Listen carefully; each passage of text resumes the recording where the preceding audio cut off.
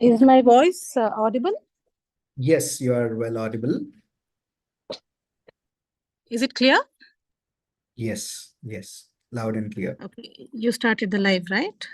Yes, we are live. You can switch on your video and we can start the session.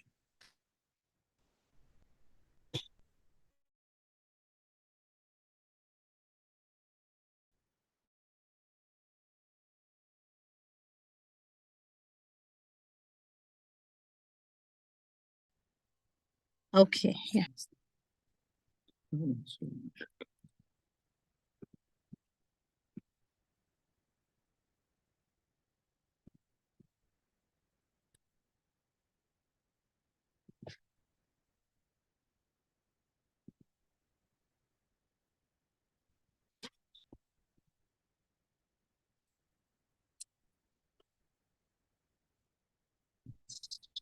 Here also it's coming.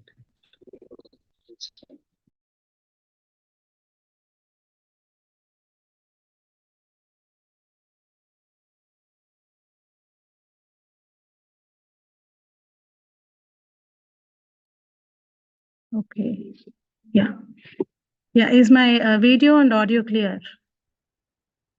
Yes, we can start. Okay, thank you.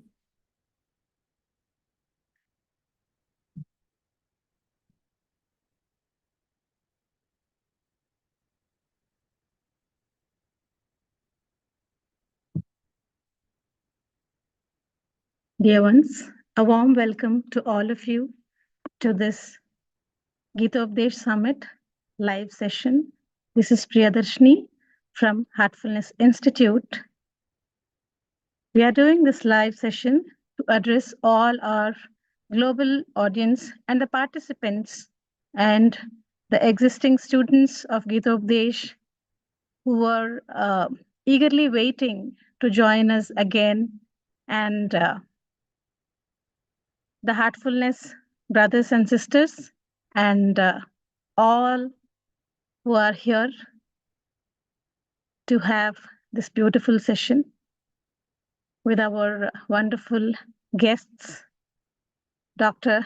Rama Gupta and Dr. Shivabala Narayanan and Shri Udai Shreyas. Warm welcome to all of you.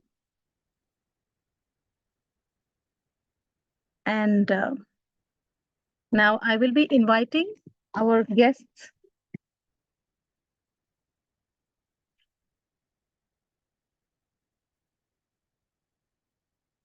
to address. The topics for today are Bhagavad Gita in the Light of Heartfulness by Dr. Rama Gupta and Bhagavad Gita in Daily Life by Shri Udai Shreyas and Hour of Excellence by Dr. Shivabala Narayanan. These are our three eminent speakers who are going to address us.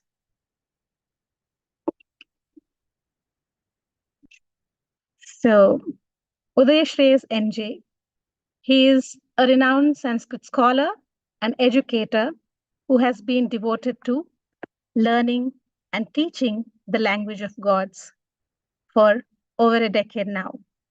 He is the founder and creative director of Sanskrit Channel, a popular YouTube platform that provides a comprehensive learning experience in Sanskrit language and literature. His passion for Sanskrit and his desire to spread knowledge of this ancient language to a wider audience led him to establish the Sanskrit Channel in 2018.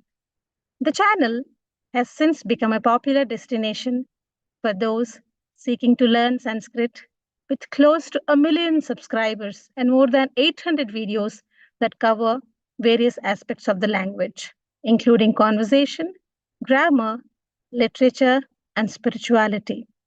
His teaching style is characterized by his ability to explain complex concepts in a simple and engaging manner, incorporating innovative teaching techniques such as storytelling, music, and animation to make learning Sanskrit an enjoyable experience. Thank you, Udai-ji, for joining us today.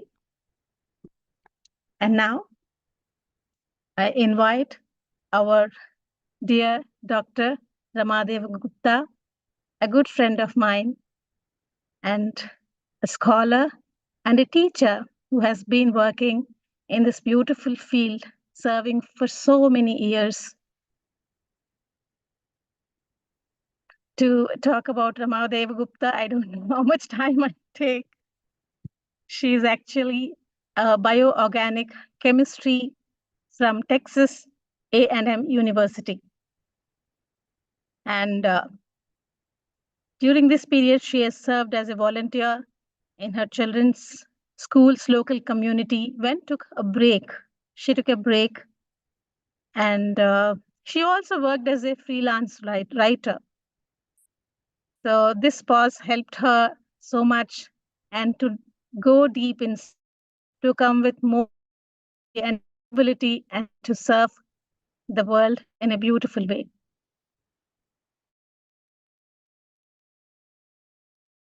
Certification route, a teaching certification program for mid-career professionals.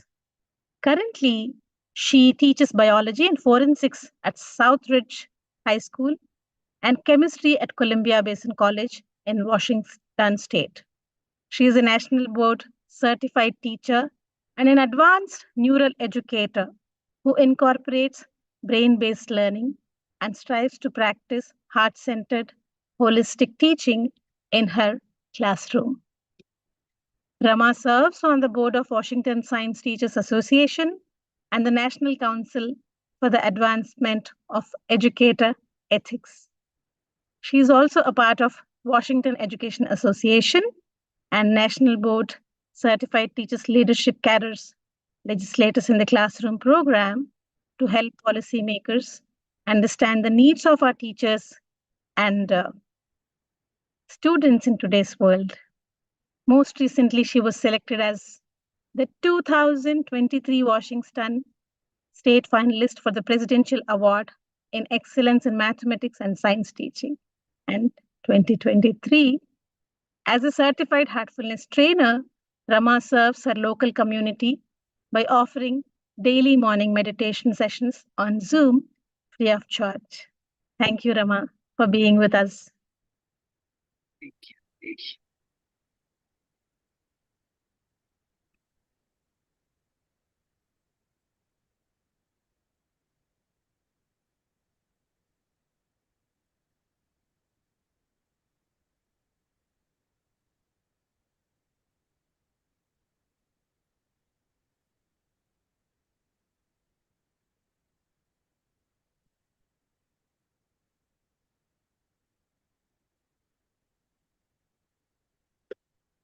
Give me a second.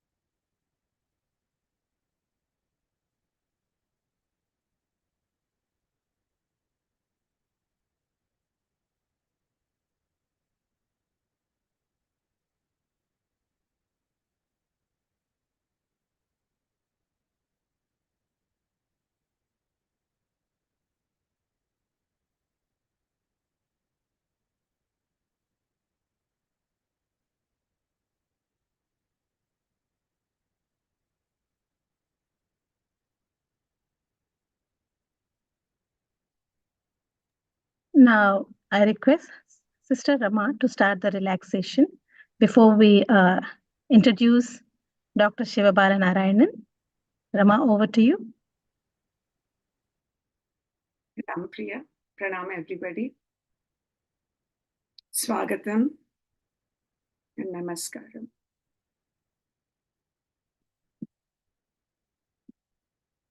Let's get settled in a comfortable posture. If possible, try to keep your spine erect. With a soft, gentle smile, let's begin with the heartfelt feeling of being present at this moment. Let's honor ourselves for being a part of today's Gitopadesh journey and honor each other for being co-travelers. Now gently bring your attention to your feet. Gently wiggle your toes. Feel them relax like never before. Breathe in, breathe out, and let go. Relax. Feel your feet. Feel the healing energy from Mother Earth move up your feet. Feel your feet relaxing. Breathe in, breathe out, and let go. Relax. Feel your ankles, your calves, and your knees. Feel them relaxing. Feel the healing energy moving into your ankles, your calves, and your knees. Breathe in, breathe out, and let go. Relax. Feel your thighs. Feel them relaxing. Feel the healing energy moving into your thighs. Breathe in, breathe out, and let go. Relax. Feel your hips and your seated area. Feel them relaxing. Feel the healing energy moving into your hips and your seated area. Breathe in, breathe out, and let go. Relax. Feel your back, the lower, the middle, and the upper back. Feel your entire back relaxing.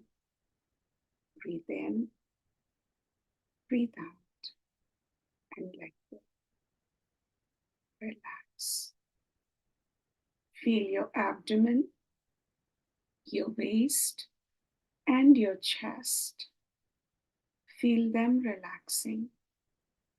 Feel the healing energy moving into your abdomen, your waist, and your chest. Breathe in, breathe out, and let go. Relax. Feel your shoulders. Feel your shoulders relaxing. Feel the healing energy moving into your shoulders.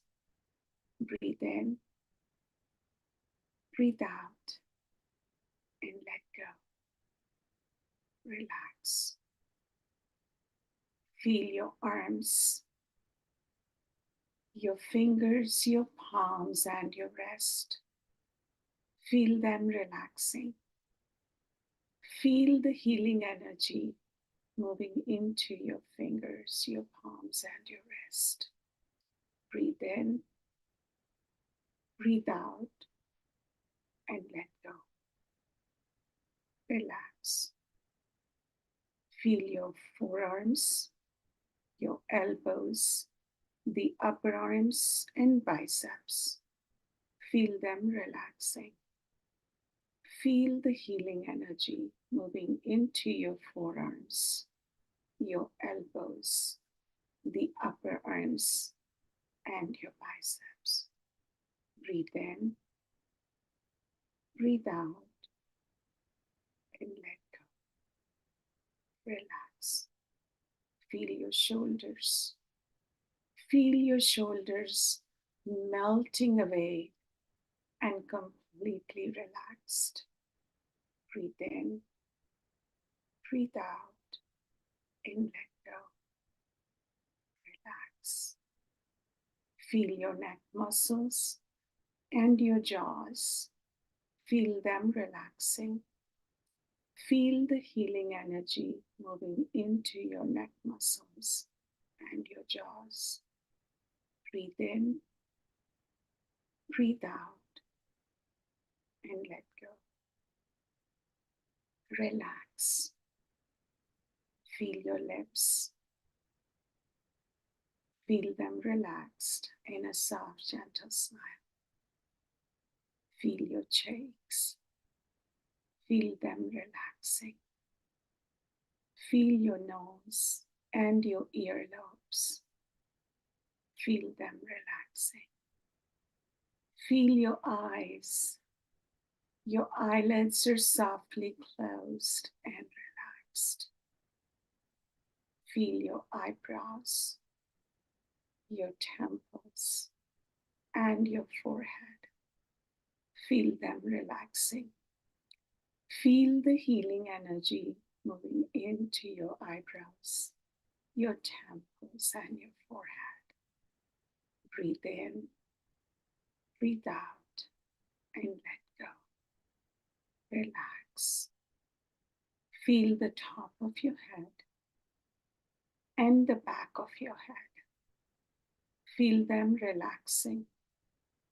Feel the healing energy moving into the top of your head and the back of your head. Breathe in, breathe out, and let go. Relax. From the tip of your toes to the top of your head, feel your entire body relax now. Now gently bring your attention to your heart and let your thoughts rest. Feel the source of light which is already present in your heart, inviting you from within.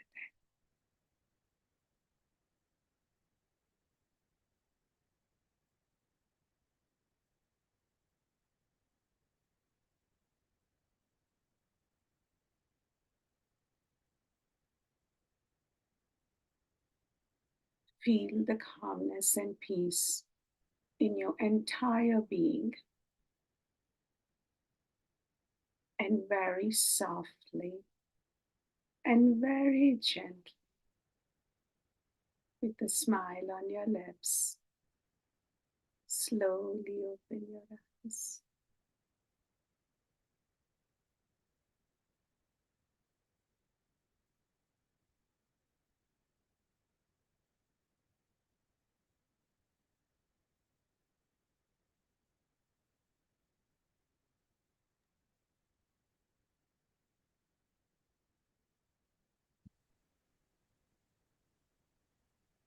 Thank you, dear Rama. That's a beautiful, relaxed session of yours. Thank you so much. Now, I would like to introduce our next speaker, Dr. Shivabala Narayanan. Dr. Narayanan, namaste. He was born in a Tamil family, but raised in Kolkata. His childhood was a perfect mixture of the South and North. And yes, of course, the culture brings a lot of impact on our character, on our daily, how we deal with, and our impact. And he was inspired by so many religious leaders like Raja Ram Mohan Rai, Sri Ramakrishna, Swami Vivekananda, and Sri Aurobindo. He was bitten by the Gita bug when he married into a family of Sanskrit lovers. For generations, his wife, Meera's family, has been the force behind the Egmore Sanskrit School, Chennai. And this beautiful organization is serving the lots of people all over the world since 65 years. It's a beautiful achievement, sir. Dr. Narayanan went to engineering colleges in Chennai and Seattle. He and Meera have been living in Seattle for more than 3 decades now, raising 3 wonderful daughters and helping raise 2 even more wonderful grandchildren. Professionally, Dr. Narayanan runs a startup that builds AI technology for the learning industry. He also is a chess coach, a Gita coach, and a running coach, and a marathon runner. He learns best by hiding behind the facade of coaching and keenly observing his students. And today he is going to deal with the topic, Hour of Excellence. We welcome you, sir.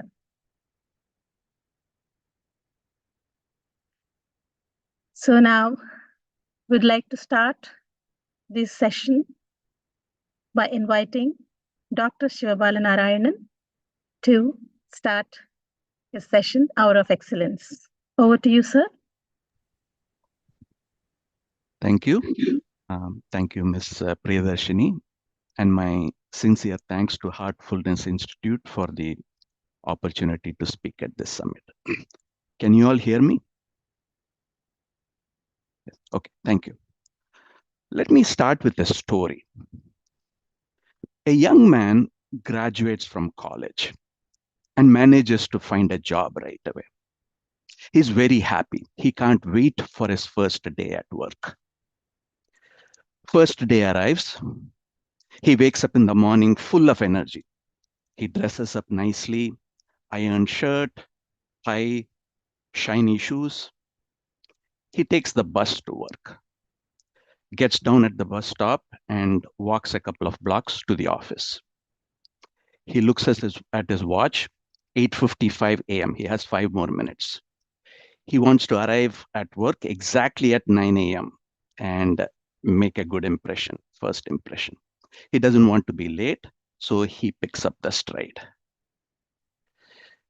Suddenly, he stops. He hears a baby screaming. He turns to look. The sound is coming from a swimming pool next to the street. There's a baby struggling to stay afloat in the water, flailing its arms and screaming at the top of the voice. Clearly, the baby needs help. The young man looks around and there doesn't seem to be anybody else to help. He thinks for a moment whether he should run towards the baby, but he looks at his watch. Oh my God, it's 8:57. I can't be late for my first day of work. What will my boss think? Besides, if I jump into the water and save the baby, my shoes will all get soggy and wet. And how can I present myself like that to my new boss? Also, where are the parents? I'm sure they are around somewhere. They'll take care. Oh my God, it's 8:58. I'm going to be late. And he sprints all the way to the office, barges in as the clock strikes 9. Everybody in the office is super impressed that the young hire is so punctual to work. Back in the swimming pool, the poor baby drowns and dies. This is a fictional story originally created for a Princeton ethics class by Professor Peter Singer. My heart aches for the baby. I'm sure yours too. It's easy for us to be mad at the young man for abandoning the drowning baby, right? He could have saved the baby. We might even scold him in innovative ways. Stupid, idiot. Your priorities in life are all messed up, bro. Can't you see that if you go to work with your shoes all wet and clothes all drenched up and tell your boss that you actually saved a life, he will be so impressed that he'll want to keep you employed there forever? The hard reality is that most of us would have done the same thing as the young man in a similar situation. We are willing to help as long as it does not interfere with our own priorities in life. But if the type of help requires that we change our lifestyle significantly and rework our priorities more than at a superficial level, we won't do it. So the baby in the story can be a metaphor for a number of things. A number of things in this world need more of our attention. But let's pick global warming and climate change. So like the child in the swimming pool, we can hear Mother Earth flailing its arms and desperately crying for help. Forests are disappearing. Clean water is disappearing.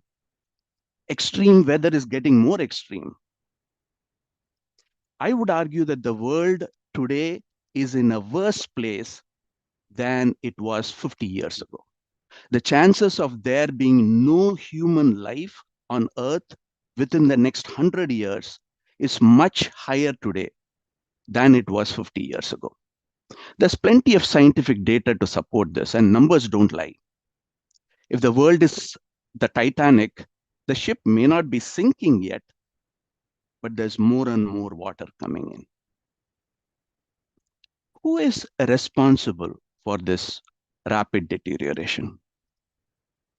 Humans are responsible, sure, but that alone is a lame and lazy answer. Of course, humans are, not meteors, not birds, not reptiles, not apes, humans. Our mindless consumption, our capitalist economies. But who could have prevented it?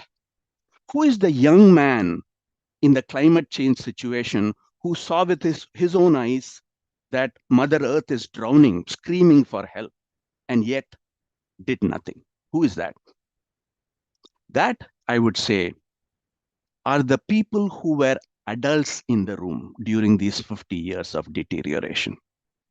The ones who had power and control, who were leading an active adult life. People like me, our generation, we are responsible for it. Maybe the downward trend started much earlier in the 20th century, but our generation, my generation, is the one who knew that there is a problem brewing, saw it with our own eyes, like the young man, and did nothing. So if the climate change war is the Kurukshetra war, then I am the Dhritarashtra of this war. I could have done things to prevent it, but I did not. At least Dhritarashtra didn't see it with his own eyes. So, ladies and gentlemen, we must fight this war that this Dhritarashtra did not prevent. If we don't, there's a good chance that there may not be humans on Earth 100 years from now. Now, can we dwell on that possibility for a moment? No human life on our dear planet in 100 years. No world left for our great-grandchildren. All the hard work done by evolution, all the effort that has gone into creating men from apes, apes from less evolved mammals, mammals from amphibians, amphibians from aquatic life, all those millions of years of hard work by nature, all destroyed by me, my generation. That's the Kurukshetra war of today. That's the war we must fight, the most significant war of our era, the war to save mankind. We must fight. I must fight. We need an army to fight a war. We need to recruit people like you and me, a call to arms. So, like some army recruitment drives, let's imagine that we are setting up a booth at a corner of a busy street intersection and recruiting people to come and fight. How do you think it will go? I'm sure the booth will be crowded. Who wouldn't want to help save the world, right? But the overwhelming question from people would be, what should I do? Tell me what to do and I'll do it. And that statement would be full of sincerity and honesty. And like a true booth representative, we will show them a shiny flyer. Top things you could do to fight the climate change war. Save energy at home. Don't use AC, since AC uses 25 times more energy than a fan. Walk, bike, take the bus whenever possible. Travel only if required. Avoid buying new things. Reduce, reuse, repair, recycle whenever you can. Eat more vegetables, less meat. Throw away less food. Plant more trees. Spend less. Speak up. Engage with people. That's when reality hits. Oh, you want me to change? I thought you were going to ask me for some donation money or have me do some volunteering work. And the mind rapidly goes defensive and begins to look for excuses. Sir, I can't be without AC, sir. I get headaches without it. But I eat vegetables and walking I do, yes, 5,000 to 6,000 steps per day I do. But bus I can't take, sir, too crowded. I can't stand for a long time. I get knee pain. Speaking up, talking to people, no, sir, I can't do that. I'm very shy. In my horoscope, my Mars is in Katakam. I can't talk well. But my wife, she can talk very well. She's good at talking. Or I'm doing whatever I can, sir. Beyond this, I can't do anything, sir.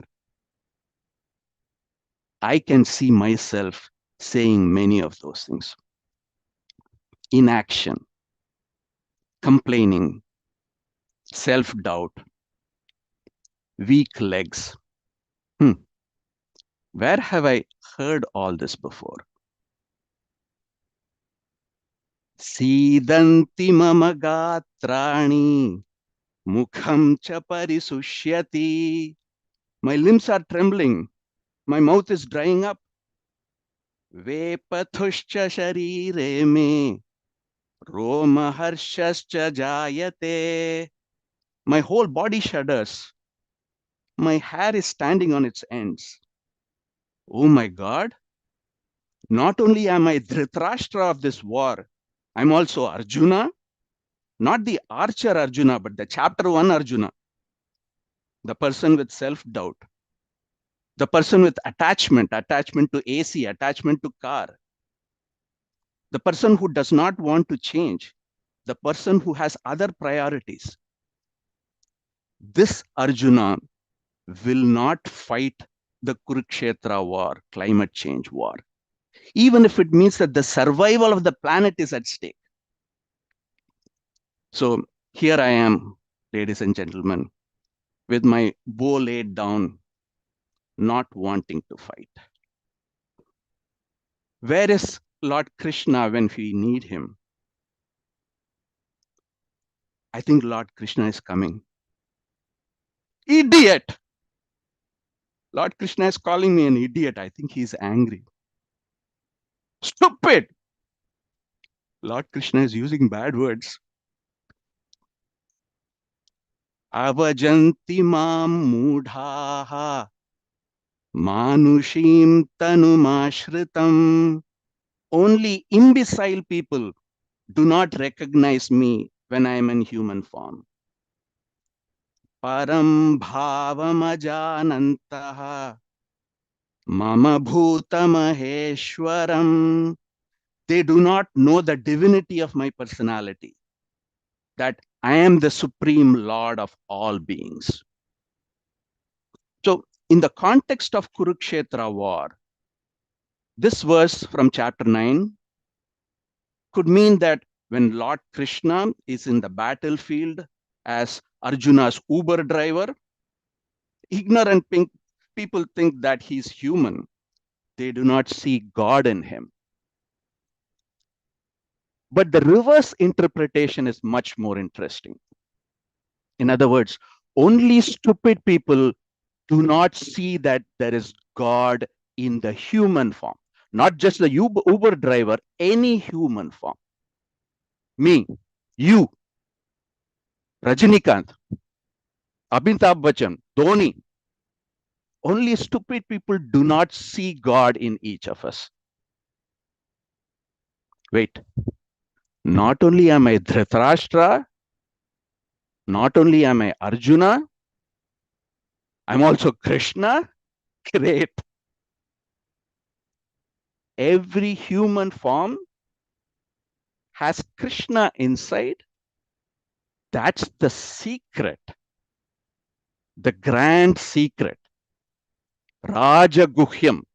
That's why the Raja Guhya in the name of chapter 9. There is a Krishna in each of us. Okay. But how is that a secret anymore? You just told me that. And now everybody knows it. So how is it still a secret? It's still a secret because when you say that there is Krishna inside me, I'm simply taking your word for it. Like how I laugh when everybody else laughs in the theater for an English movie joke I don't understand. I don't understand the secret because I can't feel Krishna in me. I can feel the Dhritarashtra in me. I can definitely feel the self-doubting and depressed Arjuna in me, but not Krishna. And until I feel and experience the God in me, the secret is simply a dry statement. And if I don't feel the God in me, how can I have him help the Arjuna in me to fight the war? So how do I look for the God in me? How do we look for an object? We have to pick a quality that God has and try and identify the same quality in ourselves. For example, if Krishna was blue and I was blue, we could say that, yeah, we both are blue. My blue must be because of the Krishna in me, but Krishna really has no form, right? So I have to try and find a quality that's not associated with physical form. For example, one quality of God is that he's omnipresent. He's everywhere at the same time. Can I be everywhere at the same time? No, I think that's going to be hard, especially carrying all the physical weight of my Dhritarashtra, Arjuna, and gosh, whoever else I'm carrying inside. Being everywhere at the same time is ruled out. What else? God is also perfect. I can try to be perfect. I don't know if I'll ever be perfect, but I can get pretty close sometimes. That one time when I made palak paneer, everybody said it was perfect. And it felt good.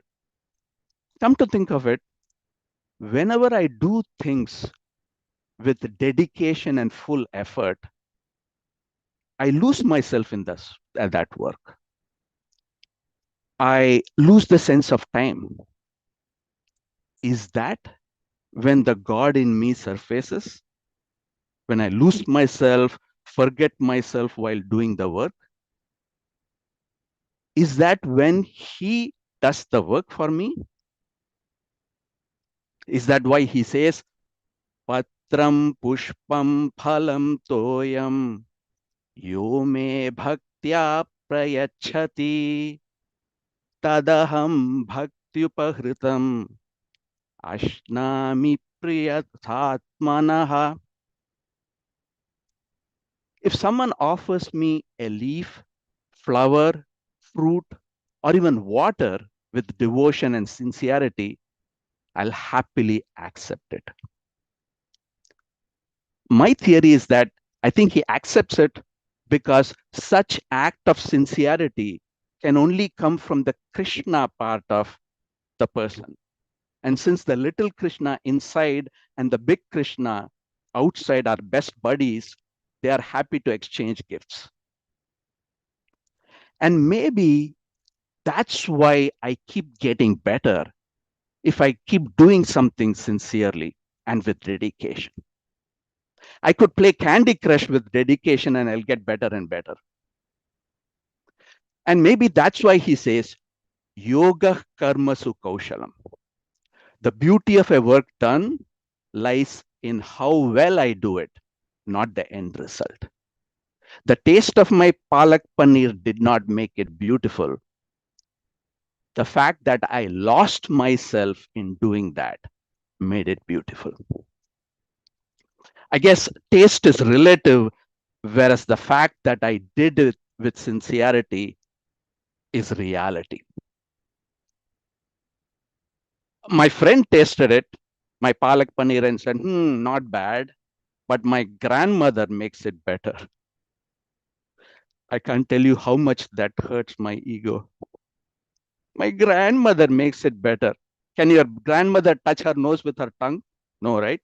My grandma can. So sit down and be quiet. So one way to invoke the God in me is to strive for excellence in everything I do. That way, he takes over me and works on the Arjuna in me. The most interesting aspect of this approach is that even an atheist can understand it and adopt it. The atheist might use different words. So you're saying if I do work with sincerity and focus, even if I don't succeed initially, I'll definitely get results over time. Well, isn't that obvious? Why are you bringing Krishna, Mukunda, and others into this? So if an atheist adopts that attitude and is able to lead a fruitful and contented life, he is indistinguishable from a karma yogi. And sure, he doesn't need God at all. But for the rest of us, we like to think of ourselves as a neatly packed capsule of a little bit of Dhritarashtra, a bit of Arjuna, a bit of Krishna, and probably bits and pieces of others as well. And the story of the Bhagavad Gita is, in its atomic form, the story of our own inner conflict between the Krishna and the Arjuna in us in order to solve a problem created by the Dhritarashtra in us. And the way to win the climate change war, or any war for that matter, seems to be to start from that atomic level and work our way upwards. First step, make our inner Arjuna listen to our inner Krishna. How? By nurturing our inner Krishna. How? By bringing our inner Krishna to the forefront of our personality. How? Through the pursuit of excellence and perfection. And when millions of little Arjunas listen to their millions of little Krishnas, each little Krishna becomes a little more like, each little Arjuna becomes a little more like little Krishna. I'm a strong believer that when two people talk, when they leave, they take with them a piece of each other. When you leave today, you will leave with a little bit of me. So when Krishna and Arjuna talk, each takes a little bit of the other. Arjuna becomes Arjuna plus 1. But Krishna is infinity, so Krishna minus 1 is also Krishna. And if you put together all those millions of Arjuna-Krishna interactions, we have the entire mankind striving to become God kind, to realize the royal secret that they are indeed always part and parcel of each other. And even a little bit of collective success there would look like magic to the Arjunas that we are today. And that's what a tiny percentage of apes did subconsciously to evolve into humans. But this time, the whole world, rather than being on the verge of being extinct and devoid of humans, can consciously, not subconsciously like the apes, but consciously create a new species from us that will do magical things and make this world more and more godly, more and more like heaven. In summary, the royal secret of the Bhagavad Gita is the key to elevating mankind to the next level. Avajananti mam mudhaha manushim tanumashritam. Only insane people do not recognize me when I am in all humans. Param bhavamajanantaha mama bhutamaheshwaram. They do not know the divinity of my personality, that I am the supreme Lord of all beings. So how do we go from insane people to sane people? One way is to strive for excellence, because that's what God does. We try to be God. We play God. We fake it. And if we fake it long enough, we realize that we are God. You are God. I am God. I am that. Saha aham, or soham. A single word that captures the entire essence of the royal secret. A single word that delivers everything we need to know to unlock all the mysteries of the world. I am that. Soham.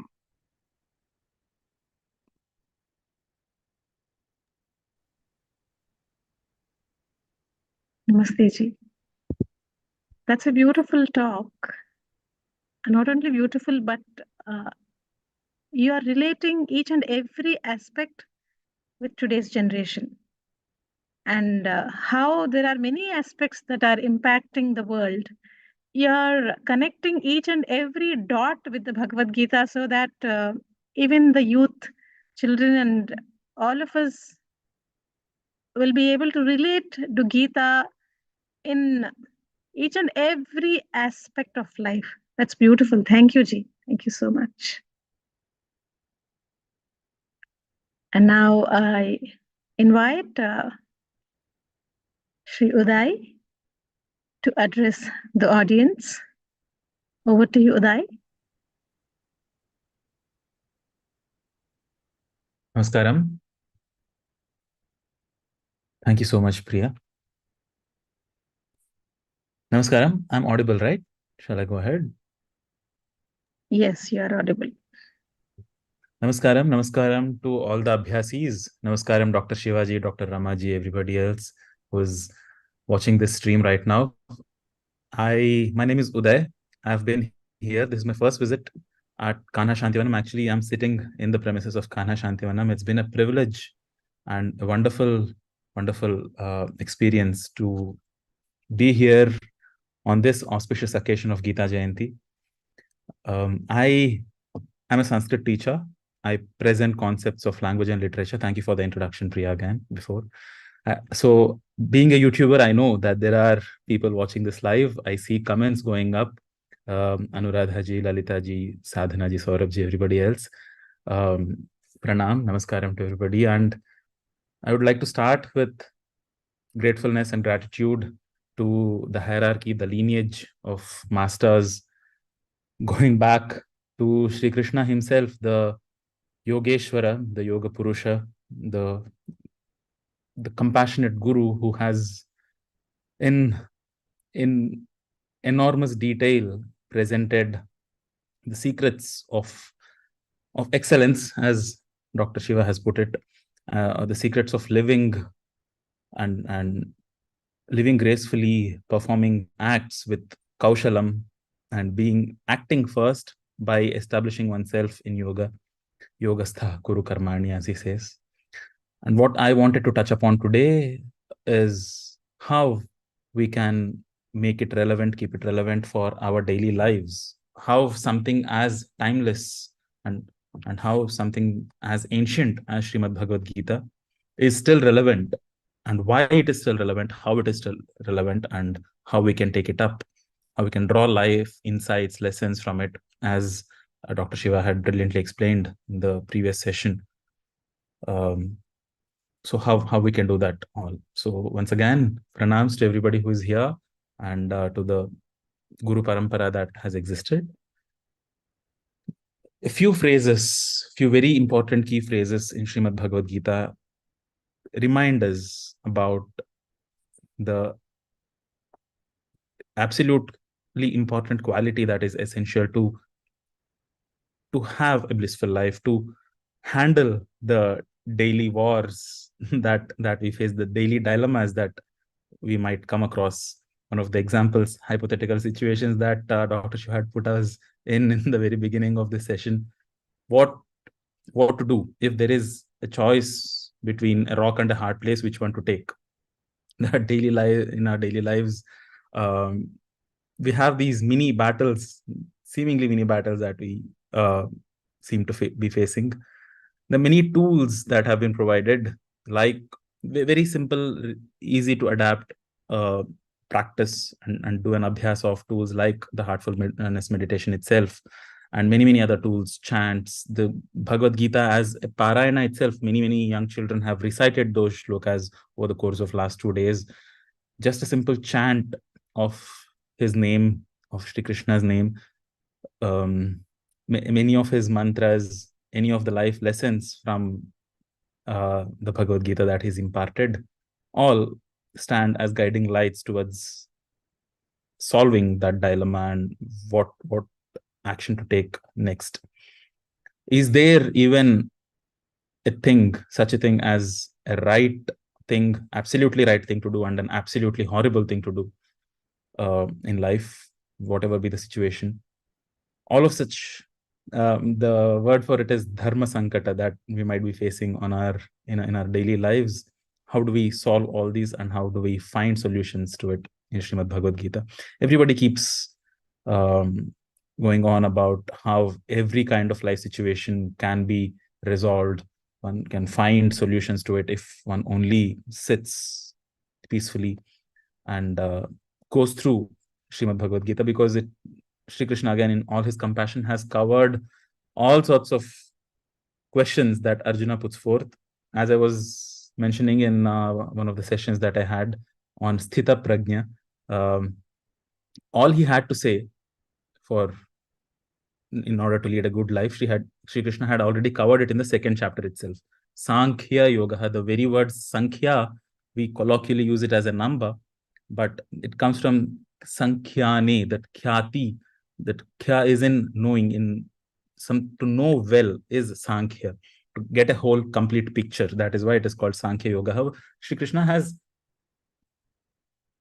gone through all possible solutions that he could offer in the second chapter itself. What goes on from then on is Arjuna, who embodies all of us, his relentless questions, one after the other, trying to just escape Shri Krishna's wisdom and his offerings in all sorts of ways. How about if I do this? How about if I do this? How about if I don't get this? And most of you who are listening and who are watching this might already have read the shlokas of Bhagavad Gita, so you know that he gives solutions in a sequence. He says, if you can do this, do this. If you are asamarthosi, he says, if you are incapable of doing this, all right, then this is the next step. If you can't do that also, then at least do this. And at the end, he goes on to say, the very final shloka, Sarva dharman parityajya mam ekam sharanam vraja.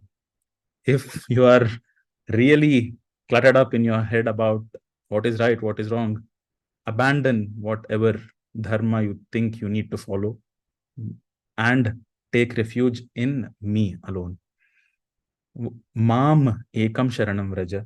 Surrender to me alone, Krishna says, as the final step in the very end. This is not as the first method.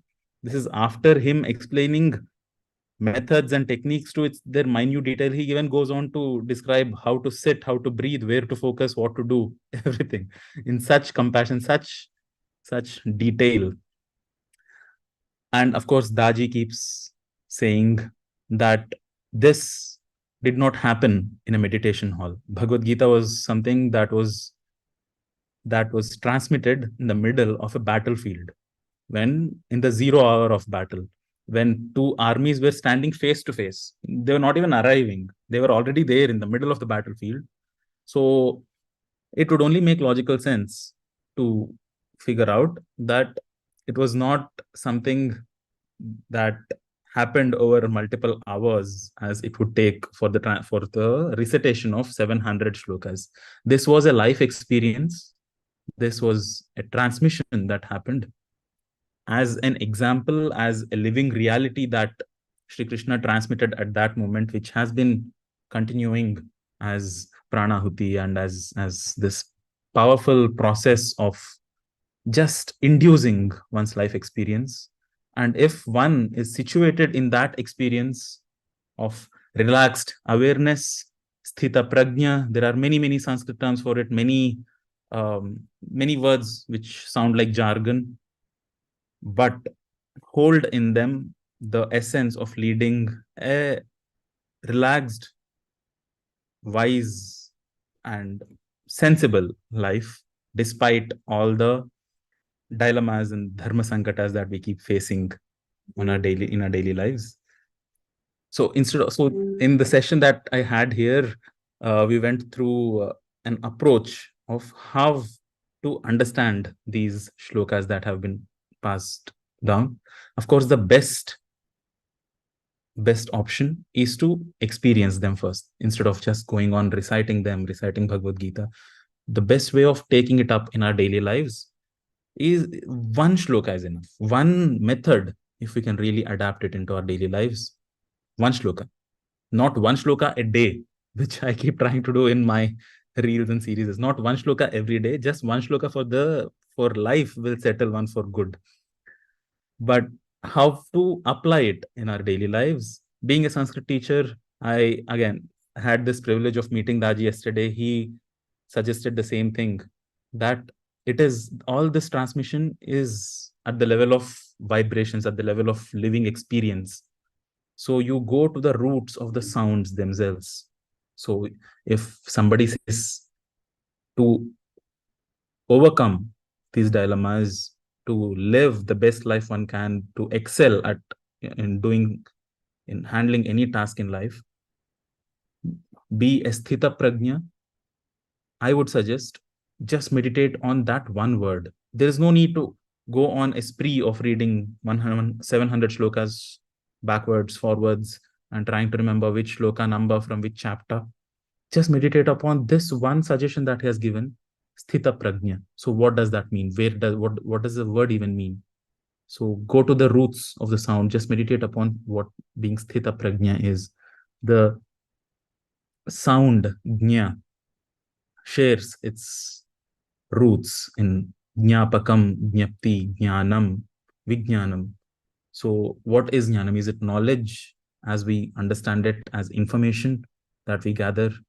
Or so if we look at it as jnanam, we, of course, all these world languages share their sounds. So if we correlate jnanam with knowledge, which has similar sounds as it, is it the same thing as information that is knowledge, or perception and knowing and the intelligence that is within us that knows? To correlate it in the session again, that going back to the session I had here yesterday, there is another Veda Vakyam that gives us a hint that Prajnanam Brahma. Upanishads go on to declare that the source of creation, the divine, is Prajnanam. So it cannot be just an accumulation of information that has happened. It is the intelligence that flourishes within all of creation. So sthita, how to understand sthita prajna? The sthita again shares its sounds with sthavara, sthiti, even English sounds like station, statue, situated. All of them share that same sound, being situated in the intelligence of creation that functions within all of creation, but is masked by the buzz of intellectual activity, by all the patterns that we have taken up, to access which one has to relax through practices that Sister Rama had taken us through.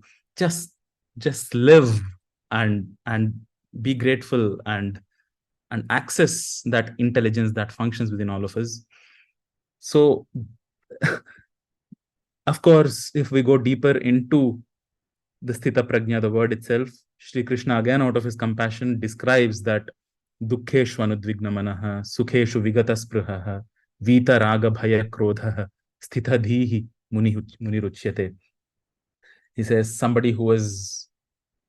So, if I want to translate this into English, I stopped myself from translating it because there is a lot of deviation which happens from the essence of the original shloka and it translated into any language, not just English. Even if it is translated into any Indian language, the deviation from it is huge. So again, going back to Daji's suggestion of going back to the reverberation in the sound, dukkha. What is dukkha? If we just dwell upon these sounds of Sanskrit have the potential to reveal their essence to us, not just as verbal meanings, wordy meanings, but as aspects and their essence themselves. So the sound kha is representative of space.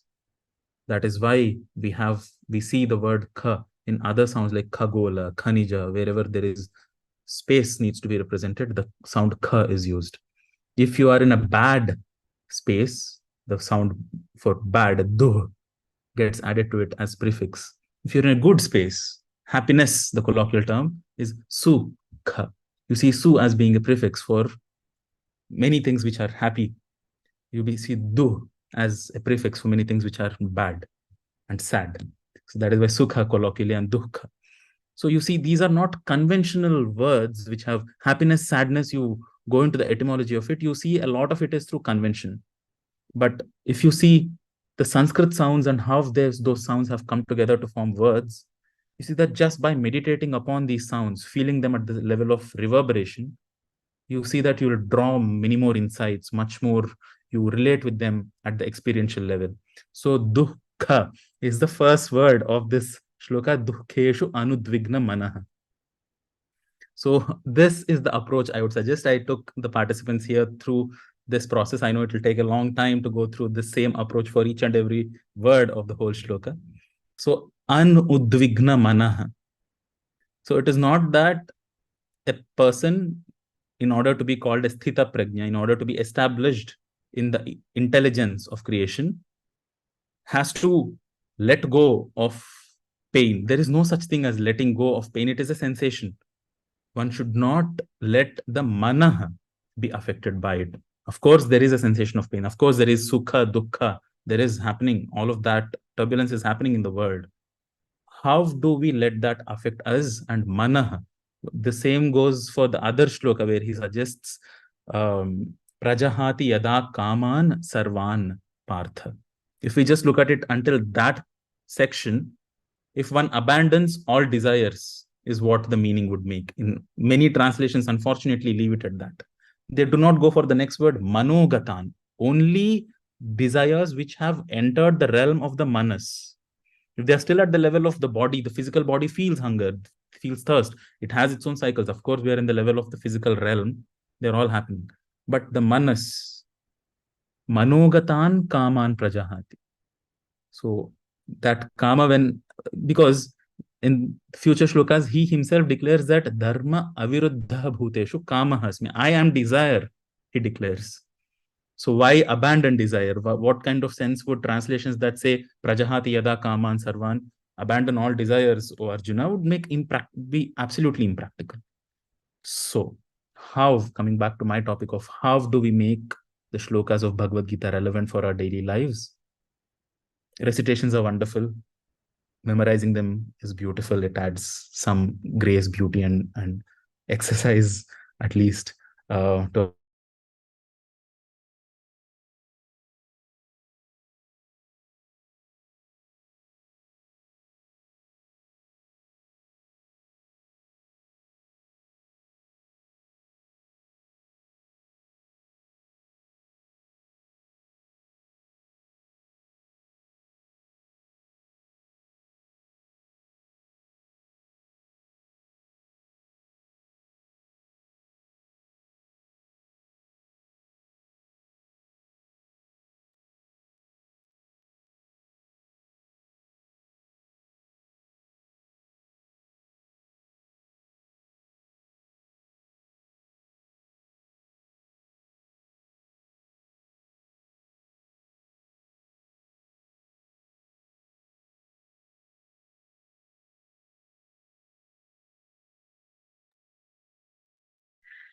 I think there is an internet issue from his side. Okay, so I will add few points to his experience that Udai was with us since 3 days and he is experiencing each and every aspect of Kanha. Yeah, he's back. I'm Namaskar. just filling you up. Yeah. No worries. So, do not be under this impression. I'm just continuing from where I left off. Do not worry that you are alien to this language, Sanskrit. It is some foreign kind of language which has a steep learning curve and such. You will notice that all the speakers here have Sanskrit words, Sanskrit names. Most of the Sanskrit words like Kesha, Danta, Akasha, Vayu, Agni, Jala, you already have it in your vocabulary. We all do. So it's a very, very intuitive language, trust me.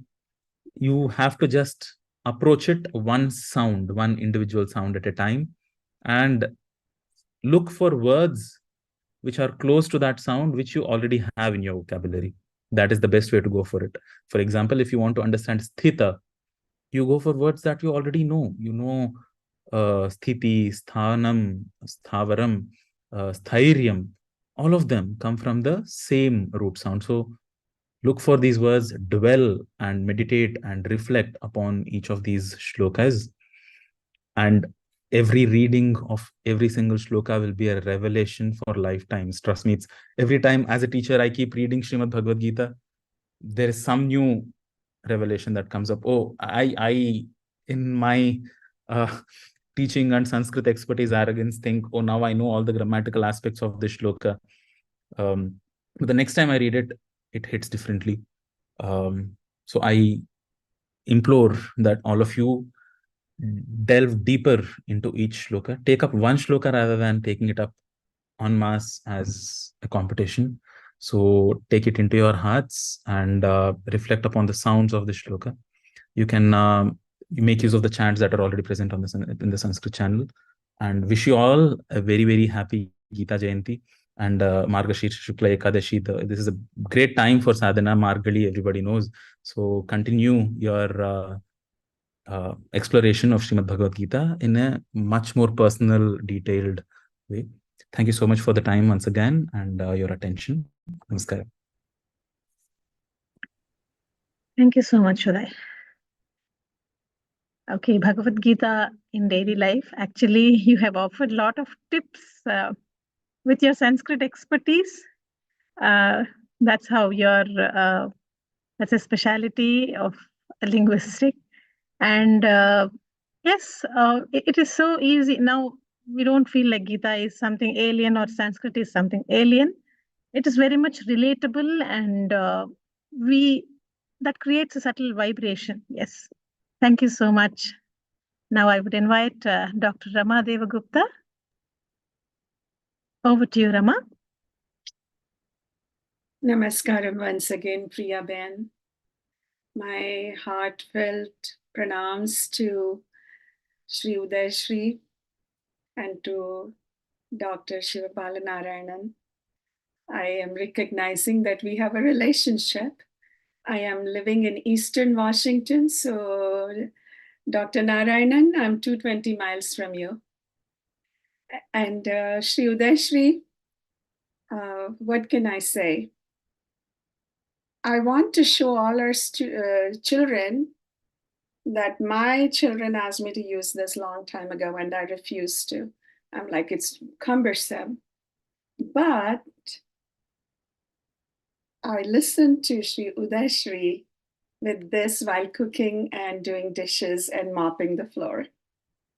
So the point I'm trying to make with this is everybody talks about the negativity of the social media and how technology is a bane. But I want to reconfirm today that we're all here together because of technology and all the vibrations that are coming through the internet and connecting each one of us at the heart level. So as Priya Behan mentioned, I'm an educator. I'm a teacher, but first and foremost, I'm a daughter, a wife, a parent, and then I became a teacher. I would like to begin by sharing my individual journey of the Bhagavad Gita. Bharat Bhumi is a sacred land. Each one of us who has ties to Bharat, it's a blessing of a lifetime. This is the land of Swami Vivekananda, the land of Shankaracharya, Buddha. Every different type of emotion that we talk in today's social emotional learning, awareness, responsibility, accountability, feelings, we find all this in our Bharat Bhumi. And my journey of the Bhagavad Gita began as a young girl when my father and mother, they used to do the traditional form of worship, and I started reciting the Bhagavad Gita shlokas. And when I came to chapter 2, and I read the shloka, Sthita Pragyasya ka bhasha samadhistasya keshava, Sthita di kim prabhasheta kimasita vrajeta kim, which means, what, O Keshava, is the mark of the man of steadfast wisdom steeped in samadhi? How does the man firm in wisdom speak? How does he sit? How does he walk? After that, I really could not memorize much of the Gita after chapter 2, even though it was my ambition as a young girl. Something about that shloka stopped me from moving forward. From childhood, we grew up with the shlokam, Tvameva Mata Cha Pita Tvameva. Okay? And then Matru Devo Bhava, Pitru Devo Bhava, Acharya Devo Bhava, Atiti Devo Bhava. And in our Indian tradition, we touch the feet of every elder. And as I was a 7th grader thinking about this shloka, Sthita Pragyasya ka bhasha, and I'm bowing to my elders, touching their feet, my heart is saying, are you really worthy of my respect? Are you a Sthita Pragya as an adult? Who is that Sthita Pragya? I want to see that person who's a Sthita Pragya. I want that condition. And with my father, we went to several ashrams. My father, he built a temple in Korba, Madhya Pradesh, Chhattisgarh. And when we were sitting in the temple on the day of the Prana Pratishtha, as a young girl, was in 5th grade, 7th grade, I can't even remember now. And I see people talking about jewelry and promotions in the office. I said, you're in the house of God. This is my heart saying, speaking. And you're not thinking about the Lord. And I have to respect you. So who do I respect? So I am starting with my story to relate to all the youngsters, all the students, all the young adults, to ask yourself questions. Just like science, in spirituality, there's no room for blind faith and belief. It is all experiential. Ask questions, form a hypothesis, do your research, figure it out for yourself. And by divine grace, my parents found Sahaj Marg in the late 70s. And then eventually I started. But there was a huge gap in my practice. And once I came to the United States, my mother said, no matter what you do in the US, just stick to spirituality. And they gave me the phone number of Brother Bill Waycott, who was the vice president of the Sri Ramchandra mission at that time in the late 80s. And when I called him, he said, welcome to America, sister. Namaste. And then something happened. I said, here's a person whom I don't even know. And there was so much love and authenticity and genuineness in his voice. And that's how a renewal of my heartfulness journey began. And as I started reading this books, the complete works of Ramchandra, there's a chapter here on the Gita.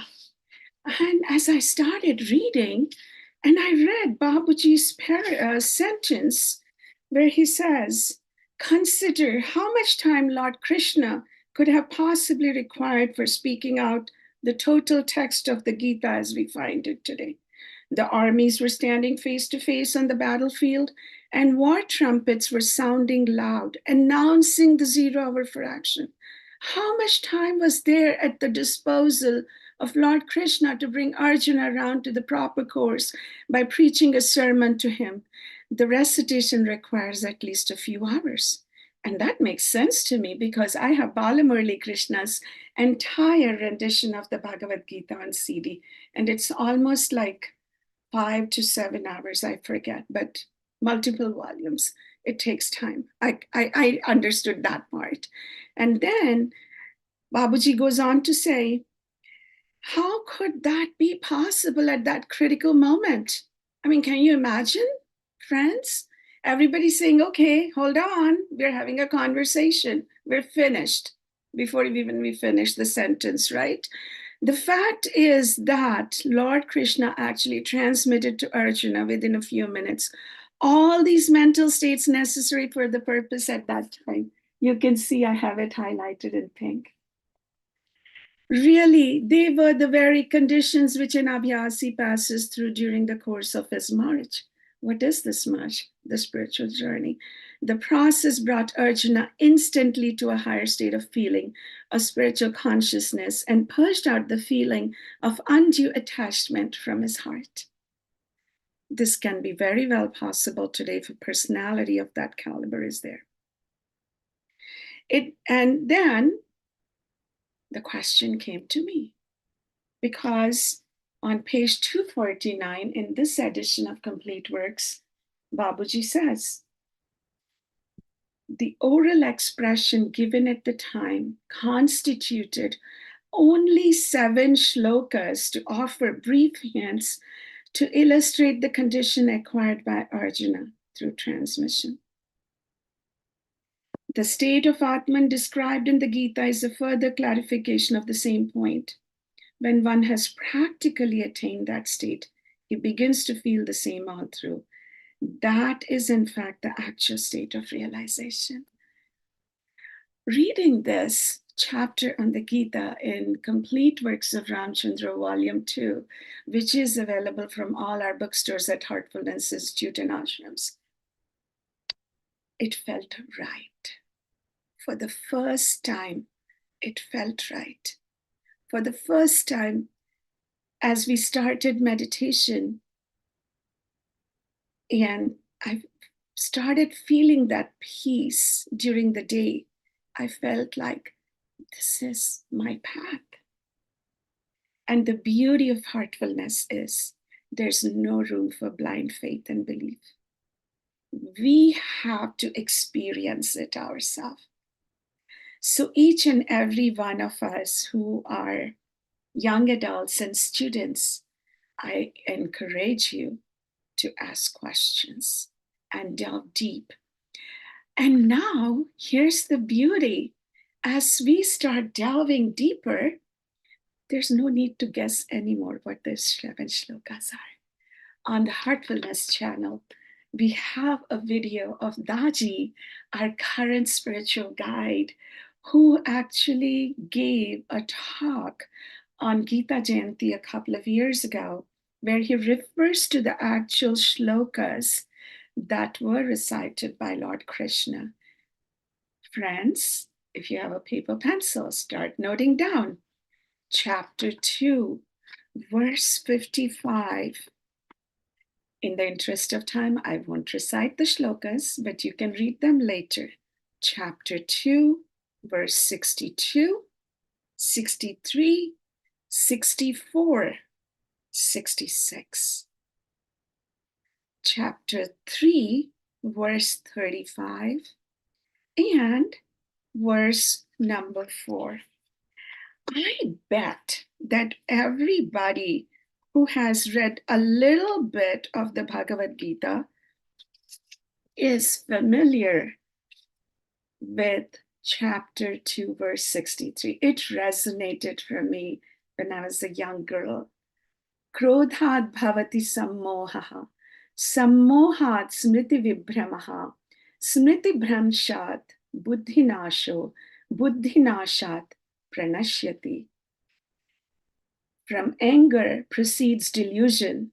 From delusion, confused memory. From confused memory, the destruction of reason. Due to the ruin of reason, he perishes. And Sri Udai Shriji was talking about the difference in sound between sukha and dukkha. Those of you who are from Andhra Pradesh, if you ever watched the old Puranic movies with N.T. Ramarao, you and S.V. Rangarao, you will know, or maybe your grandparents will remind you that in those videos, in those movies, you had the Pandavas and you had the Kauravas, but guess what? There was no Duryodhana. He was always addressed as Suyodhana. Suyodhana, Su. Which parent will name their child Duryodhana, Durbuddhi, Dukanya? They will name you Sukanya. So all good, right? So let's start digging deeper. How did the name Duryodhana come, right? Because of his actions. So the parents give us a name so that we can reach our full potential. Just like Sri Udai Shri said, each one of our names, most of our names in India, start from Sanskrit. Circling back to heartfulness practices and the philosophy, I want to introduce you to this book, Spiritual Anatomy by Daji, which was recently released in the United States in the month of October, and which will be released pretty soon in India. I encourage you to read this book, read Designing Destiny, read the Heartfulness Way books of Daji, where all these teachings of the prior gurus in the spiritual lineage of heartfulness have been super simplified. For example, in these books, Daji explains the spiritual journey. When Babuji says it was all transmitted, the conditions were transmitted, Daji talks about how the Ashtanga Yoga and the Shat Chakras are there, but it was the discovery, or should we say rediscovery, because we don't know, about the 64 energy centers through the Sahaj Marg heartfulness system, where we start from the heart region, point 1, 2, 3, 4, and 5, the heart region, the mind region, the central region, and the characteristics of everyday life where we are dealing with things is this whole thing about raga dveshavi yuktaistu vishayan indriyaischcharan atmavasher vidheyatma prasadam adhigacchati. So Bhagavad Gita is the theory. In my personal experience, heartfulness is the practice. So how do we translate chapter 2, verse 64? But the disciplined yogi, moving among objects with the senses under control and free from attraction and aversion, gains in tranquility. Have I reached the condition of Sthita Prajna? I don't think so. Ask my children, ask my husband, ask my colleagues, ask my students. They will point out a gazillion things I need to work on. But the beauty is, in this 24 hours, even if I experience 5 minutes of tranquility, that's 5 minutes of peace I am radiating around me, which will create a ripple effect. The beauty of this practice of Sahaj Marg, of heartfulness, is that it brings the teaching of the Gita and many other spiritual teachings from ancient to from world religions at a practical, experiential level. Coming back to those 5 points I was talking about, Daji describes so beautifully these conditions. He says, when you are achieving mastery over point 1, you feel more and more content. As you are traversing through point 2, the chakra 2, and the knots, the granthis are being unraveled, you experience more contentment.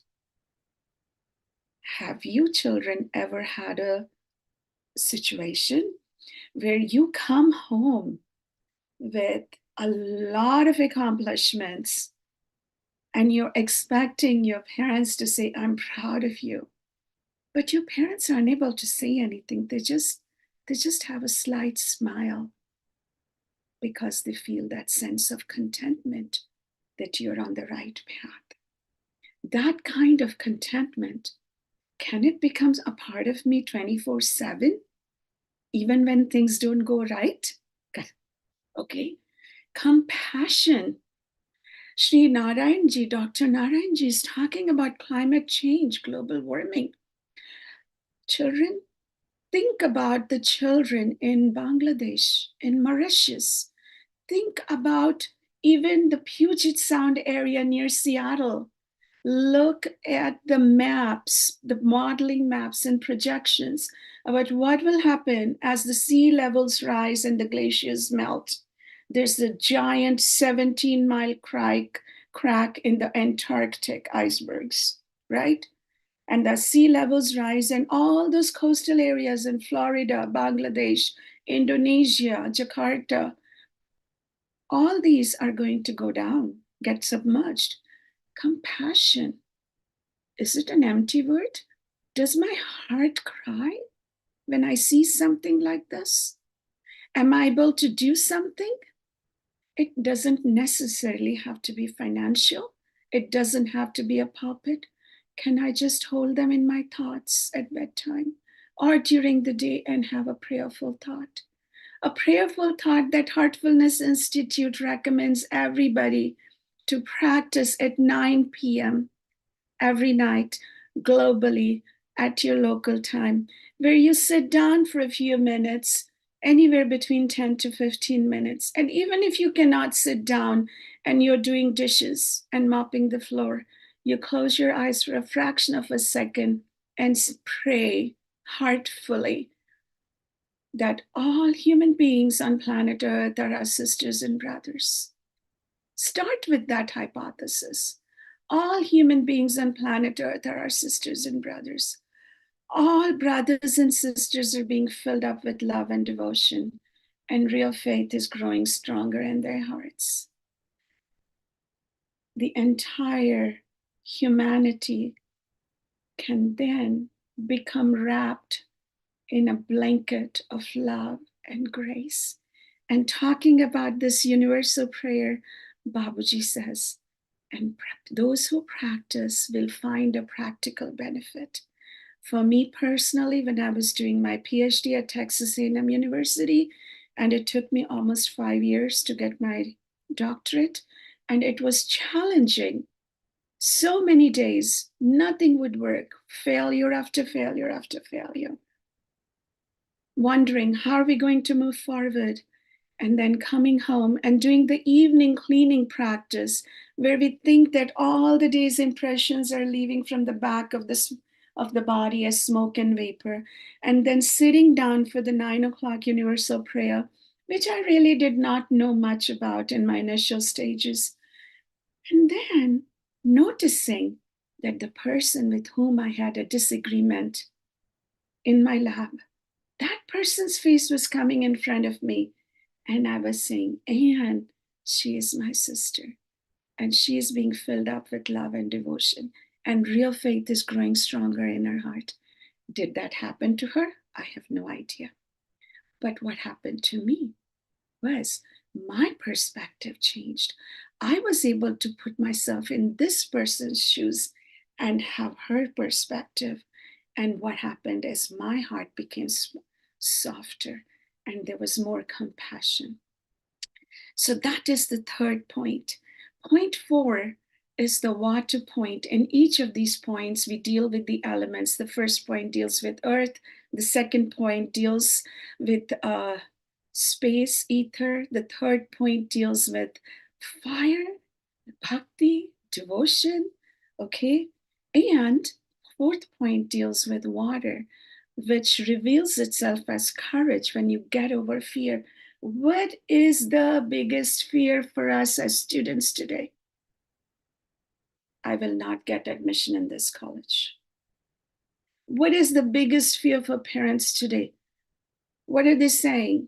I remember my grandfather said to me, maternal grandfather, with a lot of love and caring, no doubt, but 10th grade board exam, Rama, what was your percentage? And I told him. And then he said,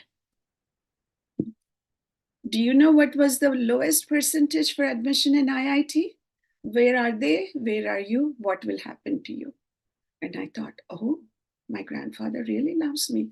I need to pay attention to my future, right? Instead of giving in to fear, do your best, right? Karmanyevadikaraste. Don't be attached. Life will unfold itself. Every person has a practice, every person has a path, and everybody will find their way. Parents, stop pressuring your kids. Kids, when your parents pressure you, don't get angry. Have love and compassion and be grateful. They're pressuring you because they were worried for you and they love you, right? So the fourth point is all about courage, and fifth point is about clarity. The air, a lot of confusion. Should I do this? Should I do that? And I will tell you, parents, those of you who are practicing meditation and you're wondering, my children are not even interested in spirituality. What do I do? Do not force them.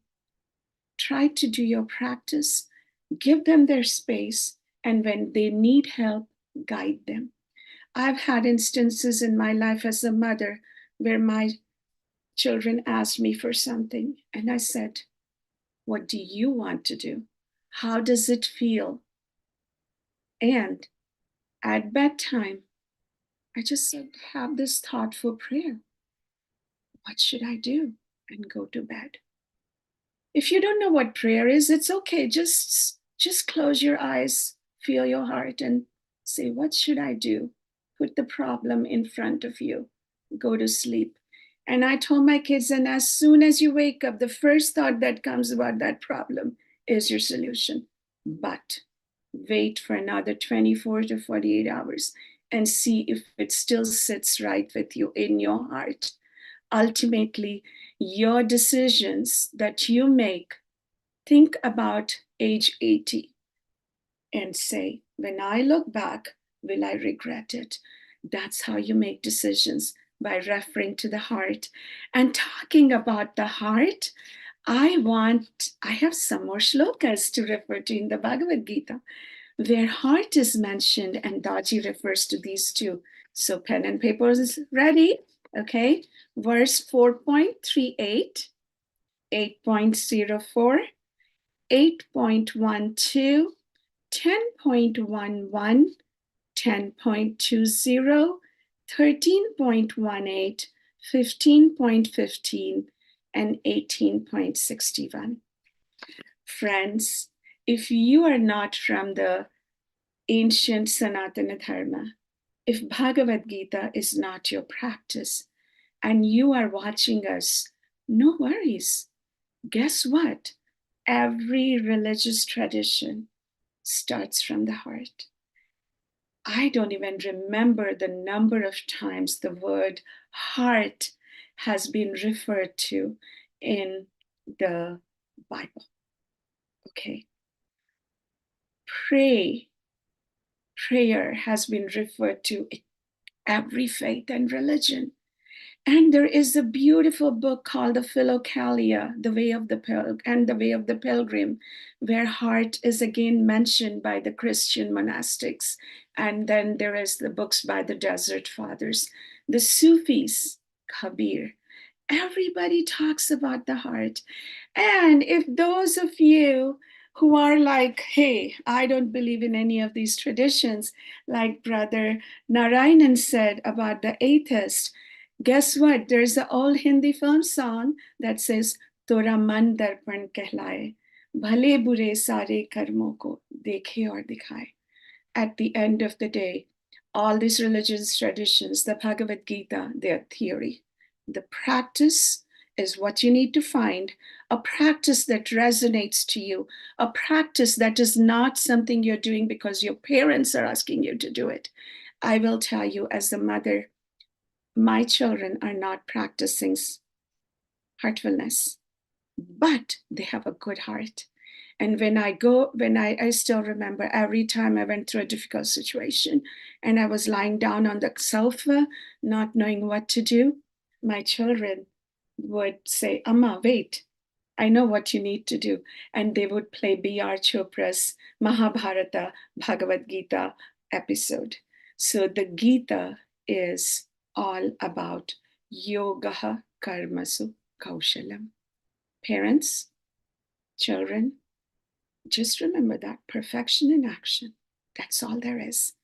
With that, I invite you to have a pocket edition of Bhagavad Gita that can travel with you. Keep it with you. Our teachers, Chariji, Daji, they've all said everybody should read the Bhagavad Gita. Even if you don't understand, no worries, because just like that drop from a cliff smoothens the rock, and then the rock becomes like that beautiful, soft, smooth rock which you want to collect. Eventually, it will percolate in our consciousness. Carry the Gita. And if you want a practical experience, here's a lovely book. And if you want to, again, read the chapter on Gita, refer to Complete Works of Ramchandra. With this, I humbly bow down to all the hierarchy of our spiritual teachers from time immemorial, because without their grace and blessings, I would not be existing right now. My humble gratitude. In words fail to express the many blessings I have received by practicing heartfulness and finding some of the experiences listed for Sthita Pragya in the Bhagavad Gita. My only prayer is, may each and every one of us reach our highest potential at the spiritual level and be of service to this planet Earth and the entire universe.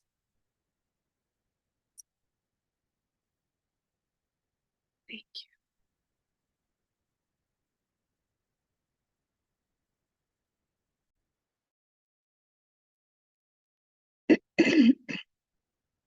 After listening to you all, in fact, I don't feel like speaking.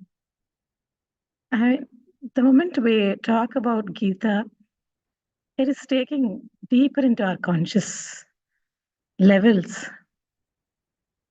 So it's difficult for me to talk, but I have to close this session by giving you about the Gitopadesh Summit and briefing, because many of our friends, they were wanting to come to Kanha, but due to many reasons, they were not able to come. And they wanted to know about what is this Gitopadesh Summit about? What are you doing in Kanha?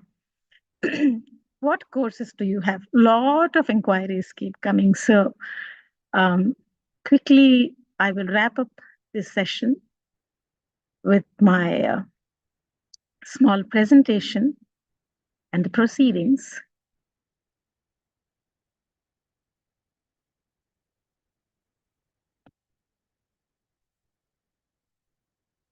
Let me know if you're able to see full screen.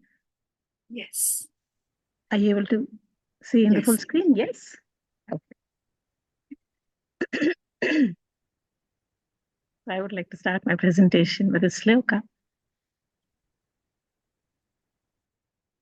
Sa evayam maya tetya yoga prokta puratanaha bhaktosi me sakha cheti rahasyam hetaduttamam.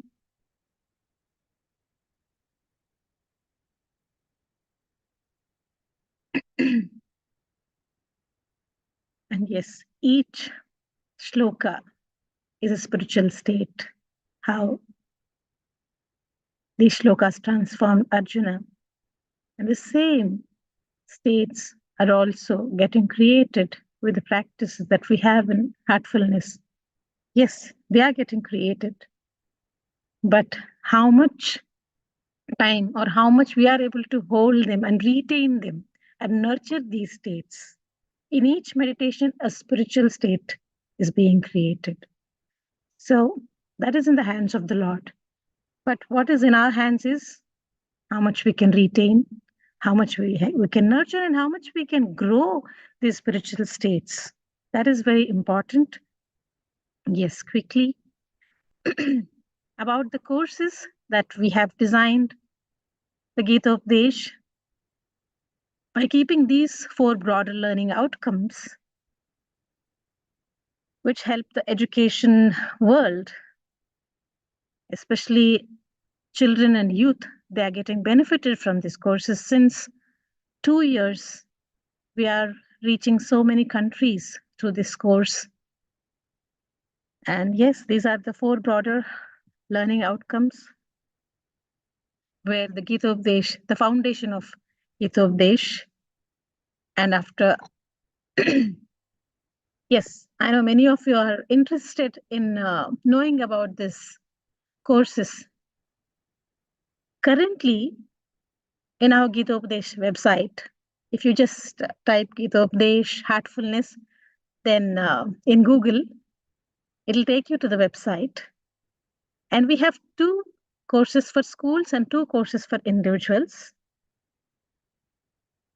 Gitopadesh Nipuna and Gitopadesh Dakshata are for schools, where the schools will register for the students to help them in many aspects. They'll make their parents aware of these courses and they'll get registered. Nipuna is a self-paced course where it is curated for the age group of 5 to 15 years. And along with the self-paced course, there will be also an assistance from the Gitopadesh Heartfulness Education Trust team. They'll be interacting with you on Zoom 15 days once, so that we are all together. We are not completely leaving you when you register for the course. We will be in touch until you finish the course. At least for 6 months, we will be assisting you. And Dakshata is the course that is again for schools, where it is with the help of beautiful 20 workbooks. And yes, with those workbooks, you will also get the access, the digital access of the content that is prepared. So I would say these workbooks are like physical plus digital. And yeah, similar courses that we are also offering to the individuals, like parents and grandparents wanted to nurture the spiritual culture at home for them. Gitopadesh Prajna is again a self-paced course where the parents and grandparents will sit together and learn, and the wisdom bridge is established between the generations. As Dr. Narayanan said in the starting, if you are destroying everything now, then what is there for the future generations? But the other side is also there. If we can build this culture now, then there is much to pass to our next generations. So with that idea, the Prajna course is being offered, and this will be carried to the homes. And yes, this last course that we have in Gitopadesh is Vidyarthi, where this course is related with workbooks. This is again the physical workbooks, where the families will sit together and discuss. And there are many activities which are designed for parents and grandparents as well, because we will say that, okay, you do this and then I'll come and then check. This is not like that. So completely the scenario has to be changed. Like in olden days, we used to sit together, dine with each other and talk and share a lot of stories. That is missing. If we see now that is missing these days. So to bring that culture, these books are designed. Some of the glimpses I would like to show you from the workbooks. Yeah, these are the 20 workbooks which are specially designed for the families and for the schools, especially the learning clock, which is guiding you from each step. And yes, these 20 beautiful themes, which is a roadmap of our Gitopadesh course, where everyone can relate to it. If I talk about regulation of mind, okay, I know this. Source of happiness, yes, I know where happiness resides. True friend, who can be my true friend? Attitude towards food, how should I eat? When should I eat? In what state of mind I should eat? All the shlokas of the Bhagavad Gita are collected and grouped into different themes and offered like this. And yes, these are all the aspects, or the guided aspects that will help you in these themes. This is the learning clock that will guide you from step 1 to step 12. How, as Udai was also telling, how just reciting shlokas is not enough, but you have to travel round the clock. So with that idea, we have created this guided clock. At each and every step, it will guide you so that it will go deeper inside your heart. Your exercises. Yeah, everything is available on website, all these things. But and Sanskrit pronunciations. People say that Sanskrit is difficult. Gita is written in Sanskrit. It's so difficult. But with our Sanskrit guidelines, simplified so much. The other day, we were discussing, Udai and I were discussing about these books. He was also commenting on these books. Maybe he can share. Udai, would you like to share at this point something? Namaskaram. I'm audible, right? Yes, you're audible. Yeah. So I did go through these books, and the level of research and granularity, especially that, it's not introduced at a certain level of difficulty. It's very, very, very like extremely minute bite-sized pieces with nothing left out. It's super detailed. I also got to know that if you scan the QR code there, you'll also get a supporting video, which is, it's enormous effort. When you said you can type out Heartfulness and Gitopadesh and you'll find the website, I was trying to do that and exploring how the layout is. It's all very, very intuitively done, very thorough in its research, and very, very extremely impressive, right? As I was sharing with you guys, the amount of research, the amount of attention to detail to the design elements, the ease of use it's amazing. Like, kudos to the entire team for having come up with this. Thank you. Thank you so much. Yes, these are how the pages look like.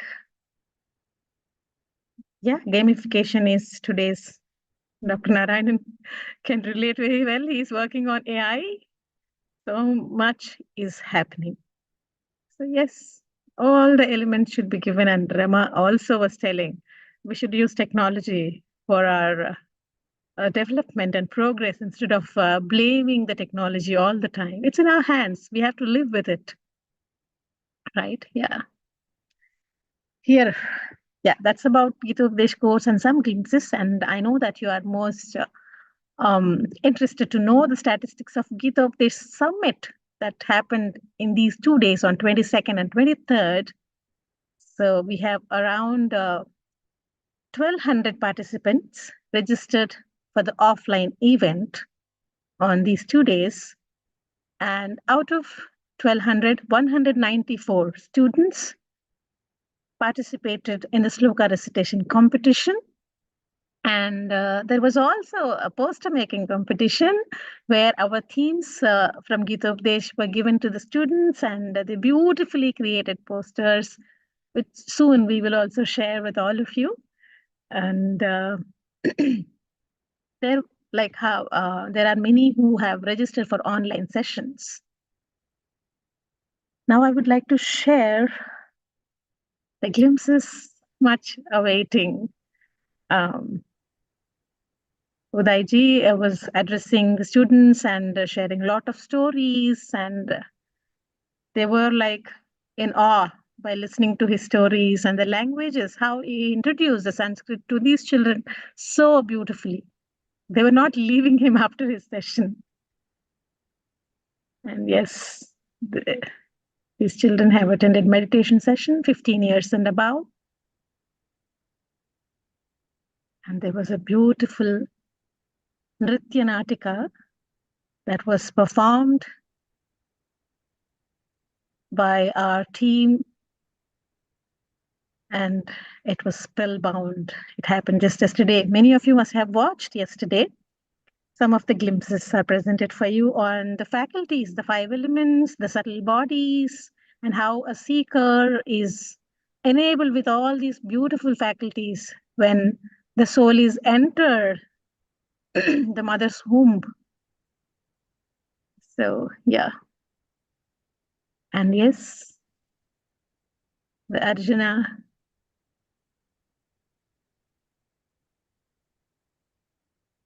these are some of the glimpses.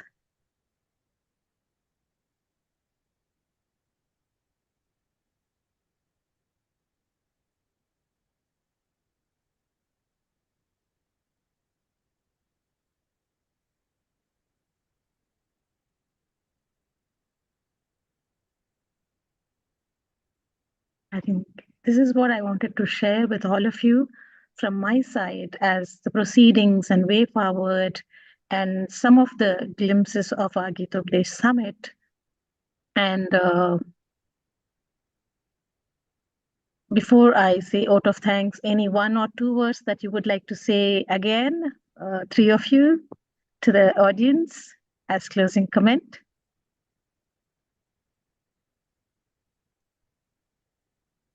Narayanan ji, yeah. Yeah, this might be a little unusual. Usually at this point, you summarize and you say a little bit of, you pick a verse from Lord Krishna and share. I would like to pick a verse from Arjuna, mainly because we can associate much more at our level. We can associate much more with Arjuna than with Lord Krishna, right? And so, leaving out all those verses that have deep inner meanings and a lot to learn from, the one that I'm most empathetic towards, that makes a lot of sense for me, and I still have several more years to go before I find counter arguments to that verse. I'll just share that verse with you and then explain the meaning. Guru nahatva hi mahanubhavan Shreyo bhoktum bhaikshyamapi haloke hatvarthakamamstu guruni haiva bhunjiya bhogan rudhira pradigdhan. How can I kill my own teacher? I would rather beg than kill my own teacher, is what Arjuna asks. That's absolutely with the Shiva that I am today. Okay. No matter how much I try, that continues to make sense. So it's mind-boggling that in the entire Bhagavad Gita, Lord Krishna is able to change the perception of Arjuna from that state. Because if you ask me today, I would rather beg than kill my teacher, right? So would all of you. So that shows the amount of work that we need to do to make progress with the Gita. So because that resonates with the me today the most, that's my favorite shloka of the Gita. That's so true, so true. So true. Thank you so much for sharing this dilemma, actually. This is a dilemma. Thank you so much. Yes, Udai. Well, I'm just happy to be here listening to all of you speak. And it's wonderful that you guys have organized an event like this. And there can never be enough effort in making sure that the wisdom and the relevance of Srimad Bhagavad Gita and the grace of Krishna reaches everybody. So I'd just like to end this in his grace and gratitude to everybody. Thank you so much for this opportunity. Do keep listening to Srimad Bhagavad Gita shlokas, delve and ponder upon their meanings and reflect upon them and how it is relevant to all of us in our daily lives. Thank you so much. Namaskaram. Thank you so much. Rama?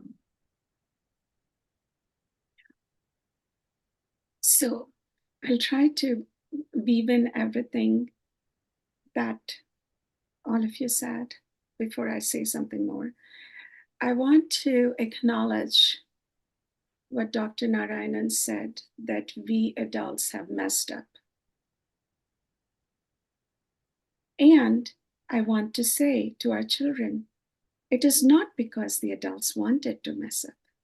Those were unintended consequences. Nobody gets up in the morning and says, I'm going to be the worst possible human being on planet Earth today. Nobody does that. But actions start happening.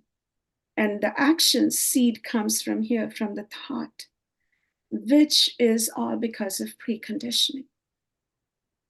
Dr. Narayanan, what you said reminds me of the sorrow that our children and young adults are facing. Survey after survey shows that mental health has become a huge issue.